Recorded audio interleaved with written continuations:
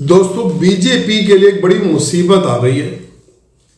एक व्यक्ति बड़ी चर्चा में आजकल, ब्रिजभूषण। अब मेरे पास न्यूज़पेपर है, बता रहा हूं कि पंगा क्या हो गया। पहले आपको नमस्कार, मैं Ashutosh Mehta, AM to PM show. Channel को सब्सक्राइब, वीडियो को लाइक जरूर कीजिएगा। दोस्तों, ब्रिजभूषण के बारे में आपको बता देता हूं। आजकल चैनल के अंदर ना इस व्यक्ति का नाम बड़ा फेमस हो रहा है, क्योंकि पहलवान जो है ना, वो इसके अगेंस्ट में मैदान में उतर गए हैं। आपने देखा होगा जंतर मंतर पर धरना दे रहे काफी सारे पहलवान। और नीरज चोपड़ा, जो भी पिछले साल जिन्होंने गोल्ड मेडल जीता था, वो जो भाला फेंकने वाला स्पोर्ट्स होता है उसके अंदर, और कई हमारे टॉप के पहलवान, टीवी में आप लोग देखते होंगे, आजकल न्यूज चलाएंगे तो आपको पता चल जाएगा। सारे के सारे जो है ना, वो इस ब्रिजभूषण के खिलाफ आ गए। कुछ 2-4 पहलवान हैं जो इनके फेवर में भी दे रहे हैं। अब पहले तो ब्रिजभूषण के खिलाफ बीजेपी कार्रवाई क्यों नहीं करी? ये बीजेपी के नेता है। पहले मैं आपको क्लियर कर देता हूं कि ये है कौन, इनकी पूरी हिस्ट्री निकाले आपको बताता हूं।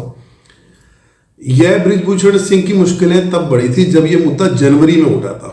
तब भी पहलवान धरने पे बैठ गए थे। पहलवानों के समर्थन में और भी वजह उठने लगी तो सरकार ने उनको एक ये बोल दिया कि हम एक ना कमेटी बनाएंगे, कमेटी में जांच वांच करके आपको निष्कर्ष निकाल के दे देंगे। तो पहलवान हो गए चुप, उन्होंने कुछ नहीं बोला।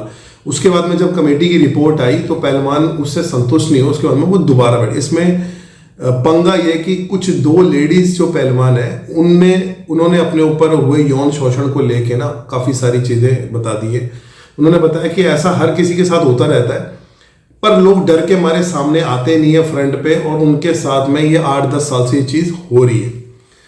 अब आपको बताता हूं कि कैसरगंज सीट है यूपी के अंदर से, सांसद है ये।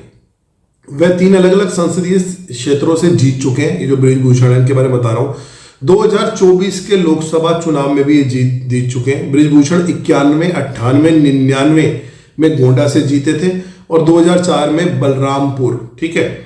अब 2008 में जब न्यूक्लियर डील हुई तो ये बीजेपी छोड़कर समाजवादी पार्टी में चले गए थे, और समाजवादी पार्टी मनमोहन सिंह की सरकार को बचाने में भी इनकी अहम भूमिका थी।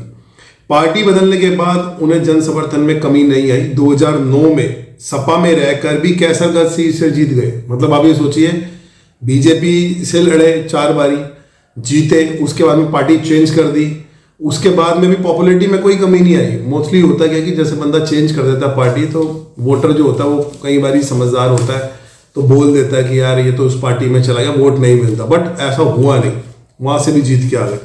उसके बाद 2013 में मुजफ्फरनगर दंगों के बाद में दोबारा बीजेपी में चले गए। मतलब पहले बीजेपी में, फिर समाजवादी में, फिर बीजेपी में, ये इनका चलता है। उसके बाद में अब ये कैसरगंज 2019 में कैसरगंज सीट से जीते हुए बैठे हैं। अब 2024 में देखते हैं इनको मिलती है नहीं सीट। अब इनकी जो 2024 में जो सीट है ना यूपी की, वो बड़ी अहमियत रखती है। अब इस कारण ही, जहां तक मेरा आइडिया, बीजेपी जो है वो ब्रिजभूषण के खिलाफ कोई बड़ा एक्शन लेने से डर रही है। क्योंकि पहलवान जो है ना, वो यौन शोषण के खिलाफ ये बोल रहे हैं कि भैया ब्रिजभूषण जो है ना, इनको या तो उठा के जेल में डालो, और जब तक जेल में नहीं डालोगे तब तक हम लोग धरने से नहीं उठेंगे। जो लेडीज पहलवान है ना, उन्होंने तो यहां तक भी, साथ साथ ब्रेकफास्ट कर रहा हूं क्योंकि वीडियो बनानी होती तो इतना टाइम नहीं मिलता।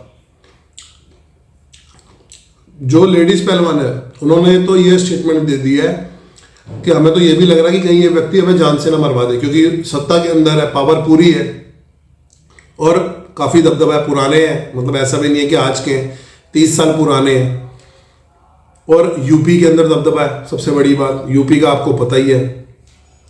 अब दिक्कत ये आ रही है कि इनके खिलाफ सारे लेडीज पहलवान तो उतर गए हैं, बड़े बड़े, मतलब टॉप के जिन्होंने गोल्ड मेडल जीते, सारे के सारे ही आगे इनके आगे। इसमें इक्का दुक्का है। पीटी उषा ने इनके समर्थन में थोड़ा सा बोल दिया, उनको लेके भी लोगों ने उल्टा सीधा बोलना शुरू कर दिया। ब्रिजभूषण का नाम राम मंदिर आंदोलन जो हुआ था उससे भी काफी जुड़ा हुआ है। बाबरी मस्जिद जो थी उसके विध्वंस के मामले में अडवाणी, जोशी, कल्याण सिंह के साथ, उमा भारती के साथ भी इंक्लूड थे। जो 40 आरोपी थे ना, उसमें भी इनका नाम था। इस मामले सीबीआई कोर्ट ने उन्हें बरी कर दिया। मतलब वो दोषी तो हैं, दागी है, लेकिन दोषी नहीं है। अब राम मंदिर से जुड़े रहे, इस वजह से भी जो 1991 के लोकसभा के चुनाव हुए थे उसमें इनको थोड़ी पॉपुलैरिटी मिल गई थी। उस समय इनके ऊपर 34 केस दर्ज थे। ये मैं आपको न्यूज़पेपर को एक्सप्लेन करके बता रहा हूं। अब विपक्ष एक्शन की मांग भी कर सकता है। विपक्ष एक्शन की मांग इसलिए कर सकता है क्योंकि जो बात मैं बता रहा हूँ विपक्ष को भी पता है कि 3-4 सीटों का इनके ऊपर दबदबा है, उनका असर पड़ जाएगा अगर ये जेल के अंदर गए तो। और 2024 के इलेक्शन सर पे खड़े हुए हैं, आप मोटा मोटा मान के चले कि 9 या 10 महीने हैं। अब बीजेपी फंस गई है कि अगर तो पहलवानों के फेवर में देखते हुए इनके ऊपर कोई एक्शन लेती है, विपक्ष भी साथ में खड़ा हो जाएगा। क्योंकि कल ही मैंने देखा जो आम आदमी पार्टी की आतिशी है वो भी इनसे गले मिलने के लिए वहां पहुंच गई थी।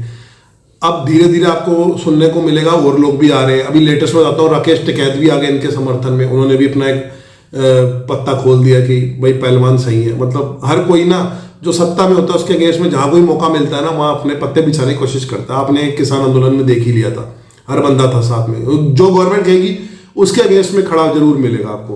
अब अनुराग ठाकुर जो है उन्होंने ये बयान दिया है कि हम कर रहे हैं, हमने पहले भी जांच कमेटी बनाई थी और पहलवानों के हिसाब से बात हुई थी, 2-4 घंटे बैठ के उनके साथ में सारा मुद्दा सुलझा दिया गया था। अब क्या दिक्कत आ गई है?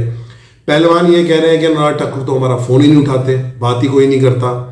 और अब जब हम कह रहे हैं कि इनको अंदर करो तो अंदर, अब इस तरीके से किसी को अंदर भी नहीं किया जा सकता सिर्फ खाली पहलवानों के कहने पे, क्योंकि सबूत नहीं है।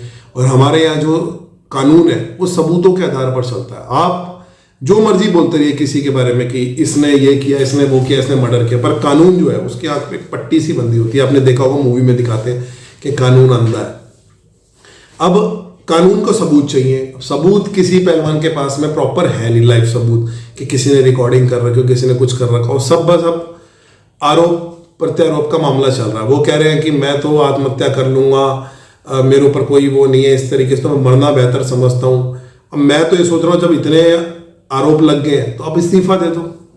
अब जहाँ तक मेरा ख्याल है इस्तीफे की बात भी चली थी, शायद हो सकता दे भी दिया हो, इतना मुझे पता नहीं है इस केस के बारे में।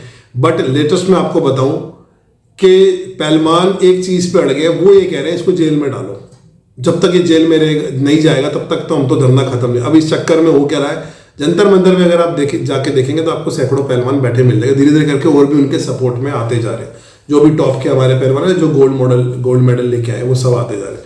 तो आप, ये तो थी बृजभूषण की कहानी।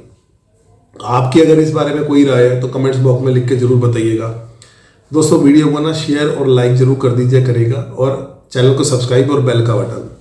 देखो आप लोग इस चैनल को आगे बढ़ाओगे तभी तो मैं आपको और एक्सप्लेन में जाके वीडियो बताया, मतलब न्यूज़ बताया करूंगा इस तरह की। मैं खाली न्यूज़ बेस ही इस चैनल के अंदर वीडियो नहीं डालता, मुझे जो कुछ अच्छा लगता है, जो कुछ पता चलता है वो भी डालता हूँ।